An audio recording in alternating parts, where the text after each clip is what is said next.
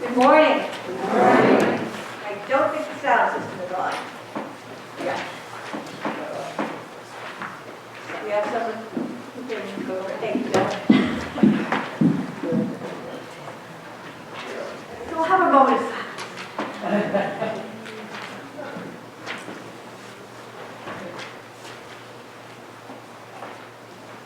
Try that. Wait, there we go. All right, so good morning. Good morning. And welcome on this Palm Sunday as we begin Holy Week and celebrate today Jesus enters into Jerusalem. I want to highlight a few of the announcements that are in the bulletin. First of all, that the Maundy Thursday service will be here at 6 p.m. It will actually be downstairs in Fellowship Hall, as there is a light soup supper as part of the service. And we will also share communion as we are gathered around the tables, just as the first disciples did. Friday, the service will be at Hope. We are sharing not only pastors, but services. And that also will be at 6 p.m. And at that one, there will be, instead of a sermon, a time to reflect with a dramatic monologue by Mary Magdalene.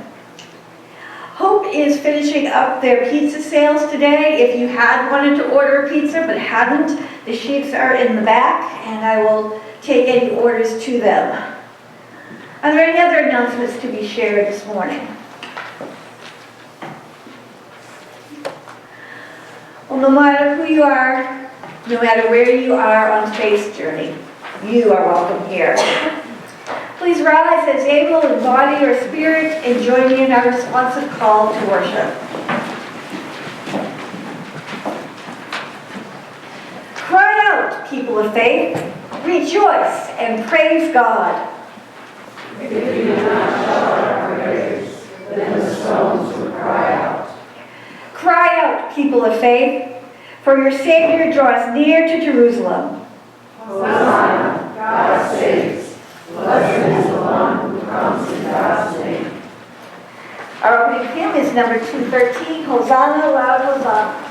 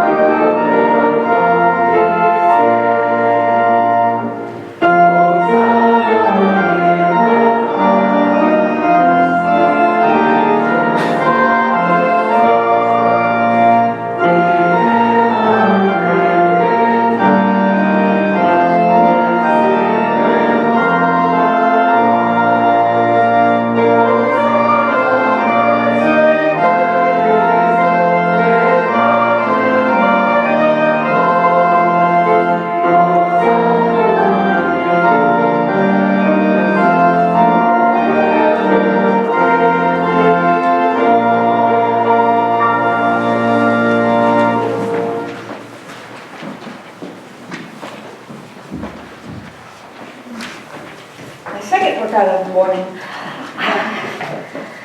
As we sing Hosanna and as we praise the Lord, we do so in the humble confidence that even when we fall short, even when we fail, God's love still surrounds us and God's grace still carries us. Please join me in our prayer confession. Holy One, We long to join the joyful shouts of Hosanna as you enter our lives, as the crowds did when Jesus entered Jerusalem. Yet we wonder, will our cries turn from Hosanna to silence or betrayal? Will we be swept up in the angers and fears of others and join in? Or will we remain silent, not speaking out for what we know to be right? Forgive us, O God. Give us the spirit to follow behind Jesus, no matter where he goes. Amen. Hear the good news. God's love for us is endless. God's grace towards us is unending and abounding. We are already forgiven, and we are already blessed. Please join me in stanza 3 of Take My Life.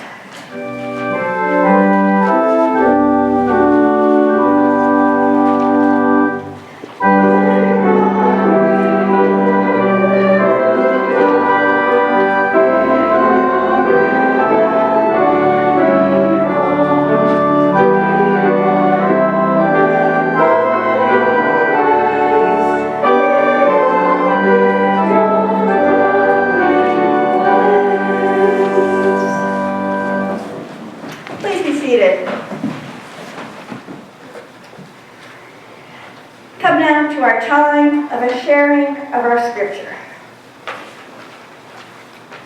As we listen for God's voice speaking through these words. As I mentioned earlier, I believe there aren't any palms in today's reading. Those come in the other Gospels. We only have cloaks. But this reading today still impacts Jesus' life in the same way as those that tell of palms waving and shouts of Hosanna. They tell of his entrance into Jerusalem as he comes to face his passion and his ultimate death. Let us listen for God's voice speaking through these words. After Jesus had said this, he went up ahead, going up to Jerusalem. When he had come near Bethphage and Bethany, at the place called the Mount of Olives, he sent 2 disciples, saying, "Go into the village ahead of you, and as you enter it, you will find tied there a colt that has never been ridden. Untie it and bring it here. If anyone asks, 'Why are you untying it?' just say this, 'The Lord needs it.'" So those who were sent departed and found it as he had told them. As they were untying the colt, its owners asked them, "Why are you untying the colt?" And they answered, "The Lord needs it." Then they brought it to Jesus, and after throwing their cloaks on the colt, they set Jesus on it. As he rode along, people kept spreading their cloaks on the road. As he was now approaching the path down from the Mount of Olives, the whole multitude of the disciples began to praise God joyfully with a loud voice for all the deeds and the powers that they had been seeing, singing, "Blessed is the King who comes in the name of the Lord. Peace in heaven and glory in heaven in the highest." Some of the Pharisees in the crowd said to him, "Teacher, order your disciples to stop." He answered them, "I tell you, if these were silent, the stones would shout out." May God add a blessing of understanding to our hearing of his words.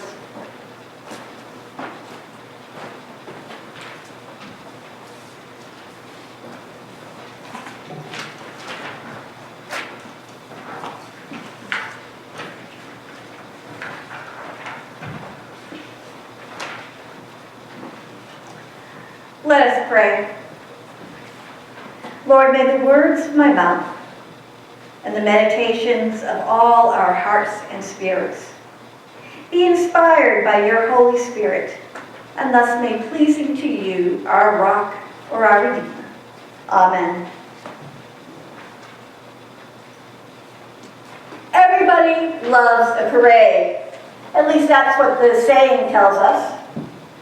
It doesn't matter if it's on the scale of Macy's Thanksgiving Parade, with its character balloons that are stories high, that are rustled and kept in control by dozens of people.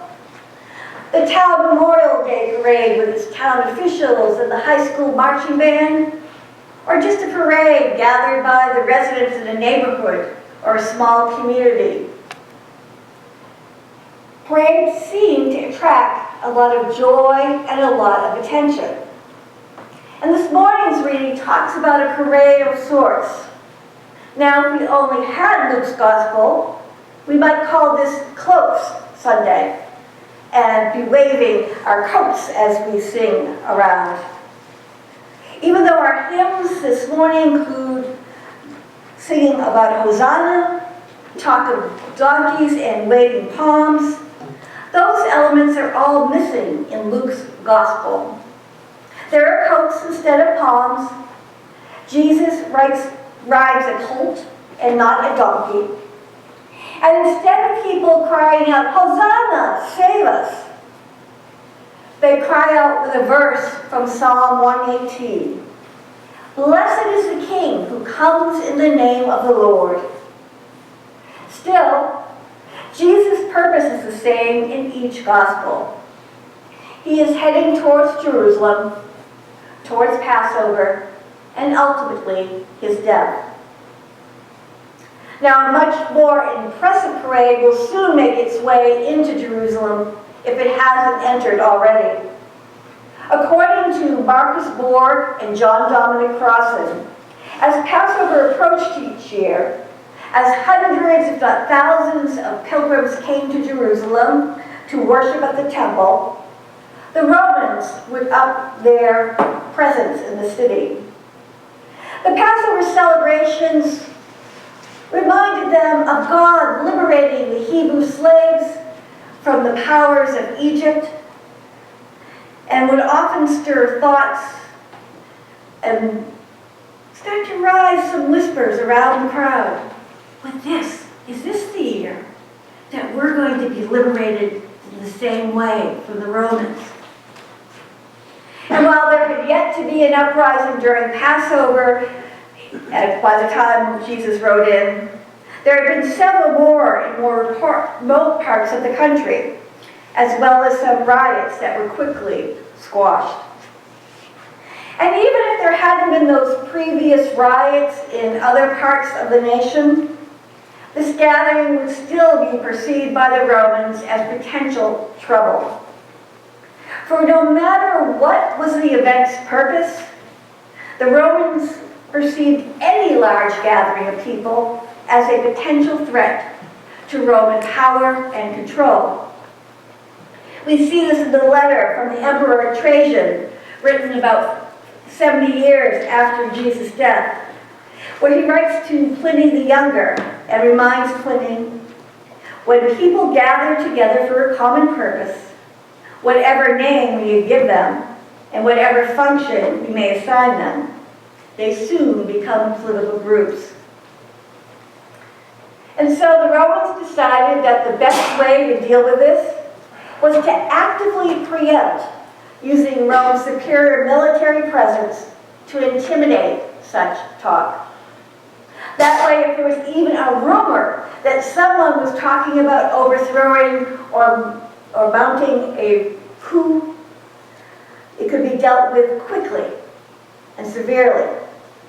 That person and any one of his perceived followers would be arrested, quickly tried, and executed by crucifixion. They would then be left hanging on the cross for days as a warning to others who would dare even think about overthrowing Rome. And so the governors of that region would up the military force in Jerusalem whenever a festival approached. The governor of Judea or Jerusalem at the time, Pontius Pilate, normally had his headquarters north of Jerusalem in the port of Caesarea, a more cosmopolitan city than Jerusalem. But each time a Jewish festival approached, he would gather up his squadrons and head into Jerusalem. Led by Pilate, dressed in Roman armor and astride his horse, row after row of similarly clad Romans in their armor would march or ride through the gates of Jerusalem. With their banners flying, their weapons readily apparent, they would join the garrisons that were already stationed there. And so as they approached the city, the rumble of the hooves of the horses, slapping of the Roman soldiers' feet as they marched in could be heard, and leaving behind a wake of dust and dirt, so you knew that they'd been there. If you weren't within earshot and had missed that, the Roman soldiers suddenly appearing in marketplaces, outside synagogues, and around the temple, as well as seemingly everywhere you looked, made their presence apparent. Now contrast that with Jesus' parade here. He sends his disciples to find a colt, not a horse, and rides into the city just with his disciples and others who join in along the way on foot. So people who are near enough to notice come and spread their cloaks on the road, or come to at least see what all the shouting was about. And so seeing that Jesus is astride a colt, men and women, young and old, join the disciples in singing, "Blessed is the King who comes in the name of the Lord," as the colt trots along. Now, if the disciples and those following Jesus are familiar with the book of Zechariah, they might have understood Jesus riding a colt into Jerusalem was a sign that he was the Messiah, the promised one. According to the book of Zechariah, when the time comes, the Messiah will free Israel from all oppressors and will ride into Jerusalem on a donkey, a colt of a foal. And there was Jesus riding a colt. Given the nearness to Passover, they concluded that Jesus was the great leader that God was sending to overthrow the oppressors, reestablishing Israel both as a nation and as the power of the world. Misunderstanding what Jesus is doing, the disciples and others continue to celebrate. But what they seem to miss is that Jesus' choice to riding on a colt holds another meaning. A king or a leader who had conquered or was about to conquer a city would ride in on their horse. But if a leader or king was coming in peace, they would ride a donkey or a colt, as Jesus does here. Even as Jesus rides into the city to bring the peace of God, it starts to unsettle some of the people. Unsurprisingly, it unsettles the Pharisees as they hear it approaching. And whether it be out of the Pharisees' fear of what the Romans will do, anger, or jealousy, they approach Jesus, asking him to get control of your disciples here and quiet them down.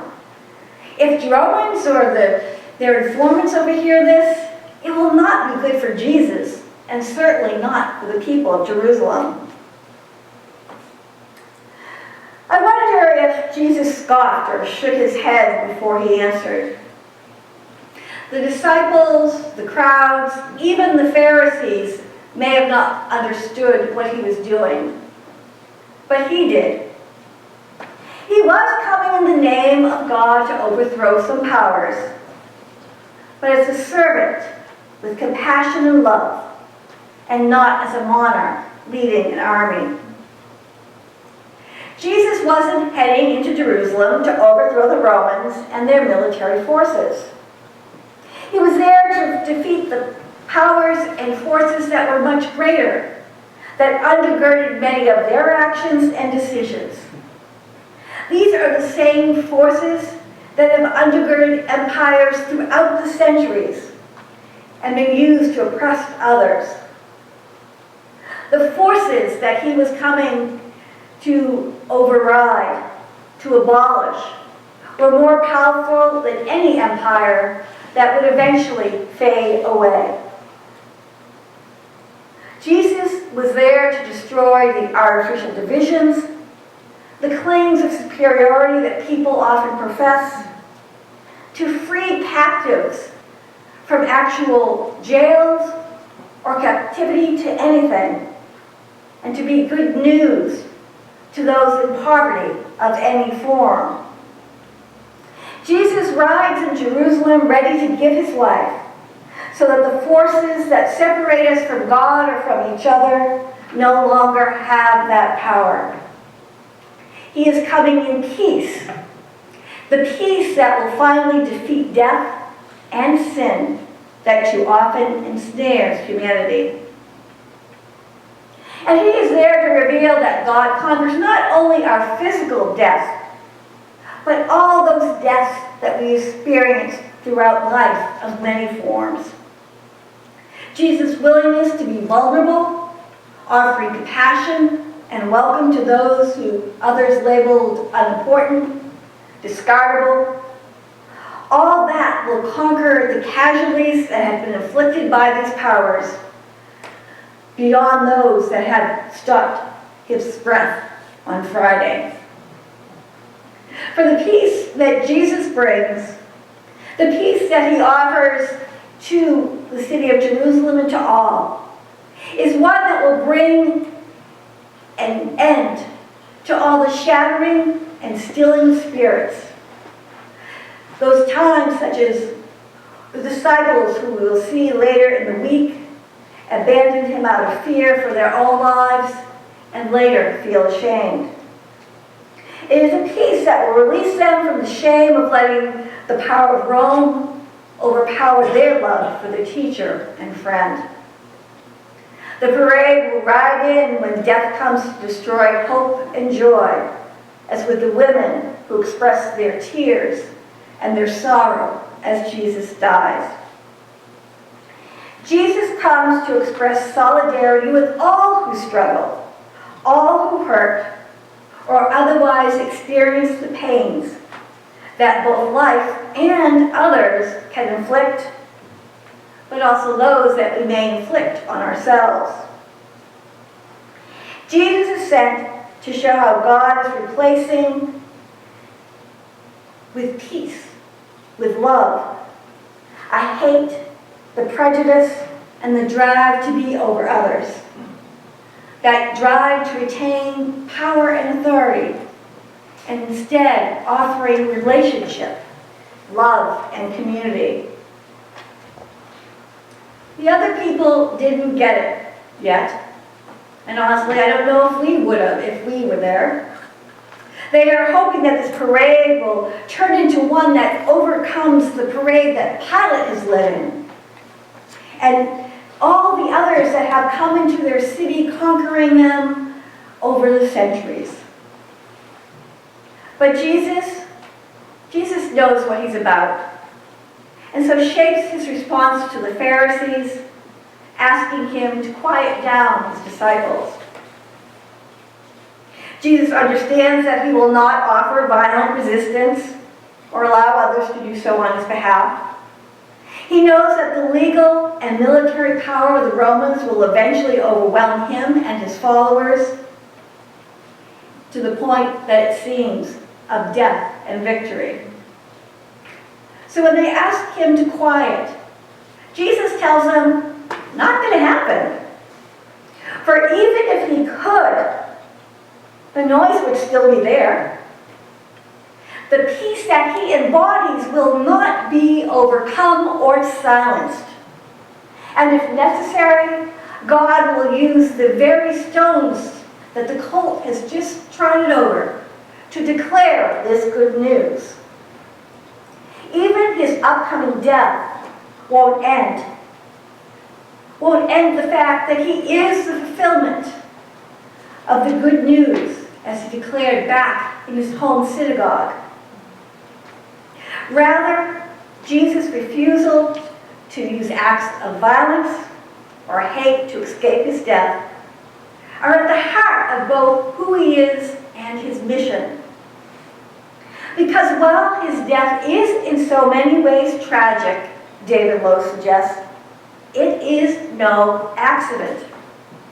Rather, he follows this road to express God's complete solidarity with us in all things, including even the fear and the experience of death, and to demonstrate that God's love is stronger than hate, and that God's life is stronger than death. Jesus does not die, in other words, to make it possible for God to forgive us, but rather to show us that God has already forgiven us, because God loves us.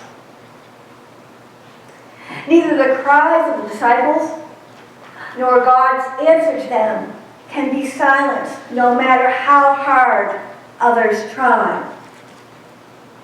For even if they did silence all the voices, well, then the rocks, creation itself, would cry out the presence of God's life-affirming reign, encompassing all of God's children, all of creation. They would announce that God won't allow death to end it, and he won't allow this to end any other way. For Putin and his forces in Ukraine, the Romans will destroy the temple in about 40 years after this, or those who have tried in between. They can only destroy life. Discrimination against others, labeling them below the pale based on their skin tone, where they originated from, who they love, who they are, or who they worship, or any of the seemingly unending labels that people come up to diminish others. They can also only try to deny life. And if necessary, even rocks and bluffs will cry out the news. For Catherine Schiffendecker writes, "We begin Holy Week in praise of a king whose power is not that of tanks and fighter planes, drones and supersonic missiles. This week, we see the power of God to do something that no army can. To give life, not destroy it. To change hearts, and to destroy the power of death once and for all."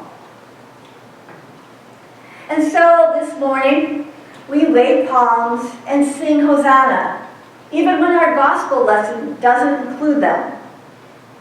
We acknowledge that what comes in this next week will be painful and real, for it will be seeking to destroy what has entered the city and the lives, and that even for a few days, it will seem as if it succeeded.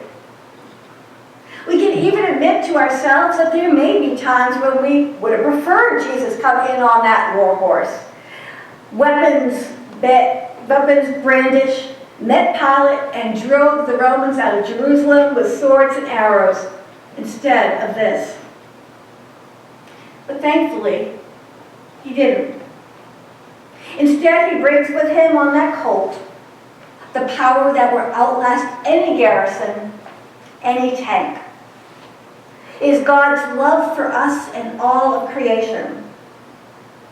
It is a life-giving love that brings new life out of desperate and deadly experiences in ways that we could never imagine happening.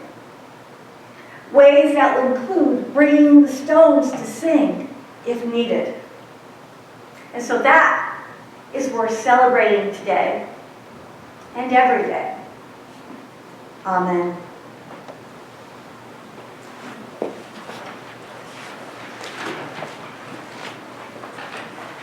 Please join me by rising in body or spirit and singing number 216, All Glory, Laud, and Honor.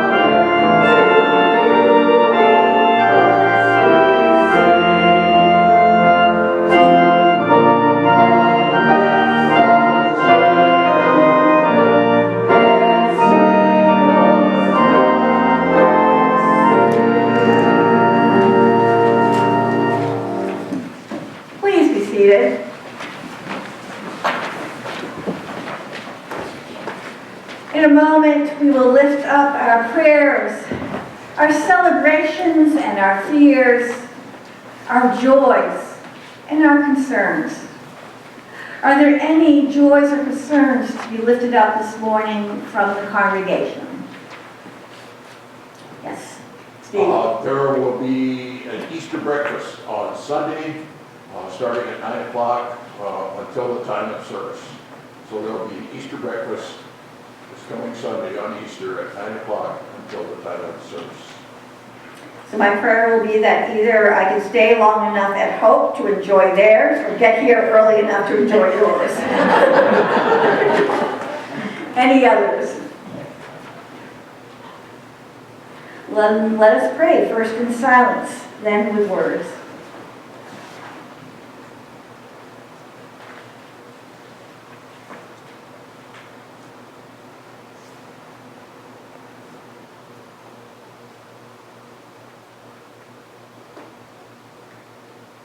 Faithful and loving God, you are good no matter what. We can trust that we are held in your everlasting love and care each and every minute of our lives. And on special days like these, with waving palms and parading children, it's easy to offer you gratitude and joy. Yet it can be easy to forget to do the same on our ordinary days, or days when drudgery or routine rule, when we don't have those parades to lead us on the way. And harder still, it gets on those days when we witness others suffering or in pain, or when we hurt ourselves. Those are the times when we forget and follow the lead of those who declare that might makes right, that there isn't enough for all, so you better grab what you can, that are willing to win by defeating another. And still, you continue to march with your ways of love, peace, and justice through our lives and throughout all creation. You move welcoming, reconciling, and restoring, even when we can't fathom your presence, when we are unable to recognize you here or why you are here. So if we don't notice you, your work or care, remove from us whatever blocks our recognition of it, our fears, hate, pain, greed, hubris, anger, anything and all that keeps us from seeing where you are leading, where you are inviting us to follow Jesus and join. Help us to look for where you are bringing peace and justice in places where all we can see is violence and civil unrest, such as the Russian government's atrocities committed against Ukraine, ongoing conflicts in Yemen, Syria, Afghanistan, and Ethiopia. Show us how we can be part of making peace that lasts.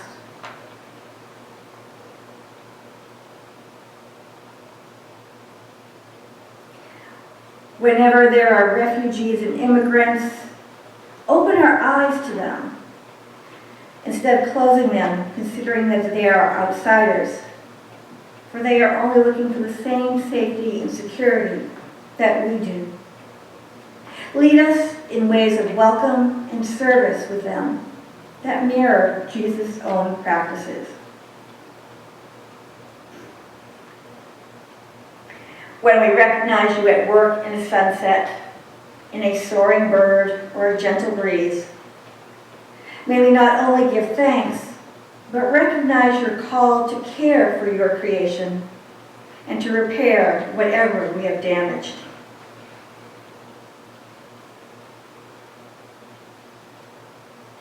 Whenever fears, insecurities, and hate move people to actions of oppression and dehumanization, fill us with the love of Jesus and help us to join in your actions of care, hospitality, and healing.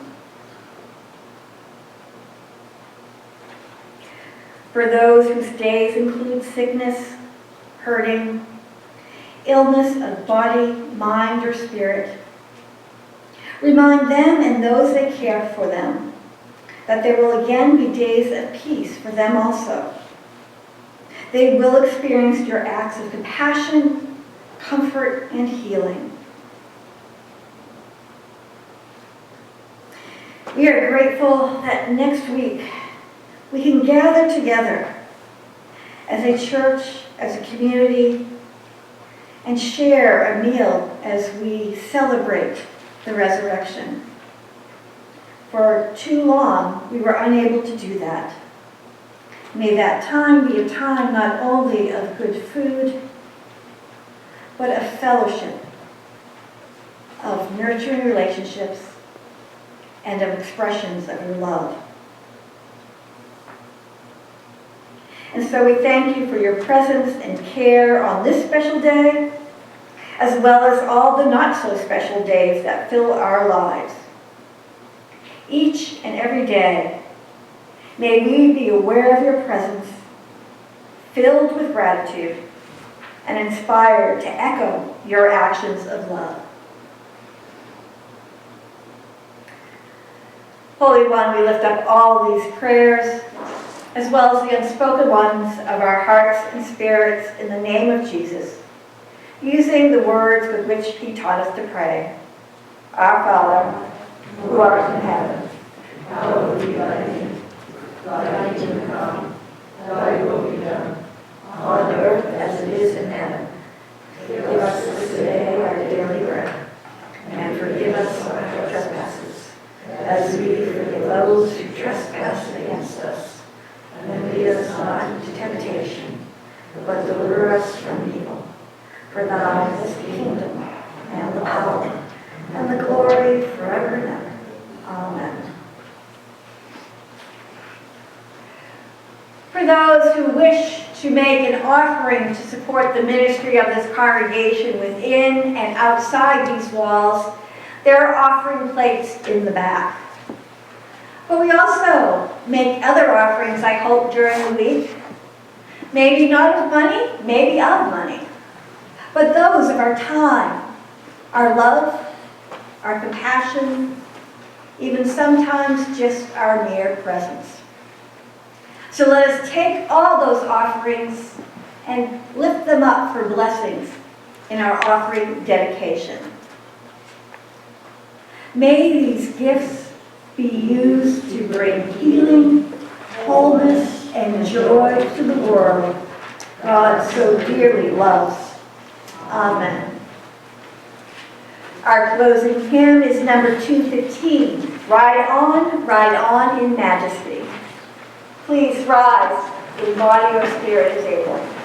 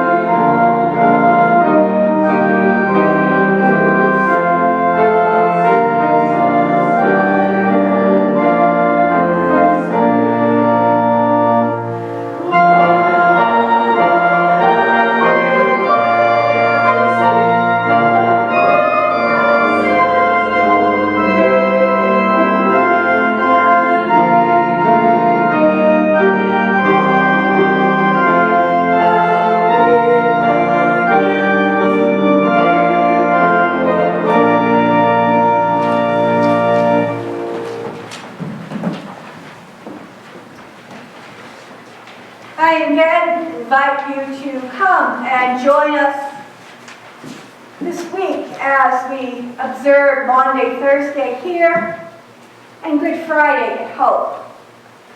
I know these aren't the most popular services and are often sparsely attended. Too often they are considered to be attempts to shame us, to make us feel guilty. But even before I was on the path to seminary, I found those services to be my favorite each year. Because amidst the dark and the betrayal and all that stuff that we experience in our lives, maybe not at a table with disciples, but with others, the power of God is proclaimed that even those could not overcome God's love. And so I hope you join us on those services if you are able. And so, now may the grace of God go with us. May God's face shine upon us. May our lives be our hosannas. May we carry God's peace into the world, offering the wholeness and healing we have received. May God bless you and keep you until we meet again.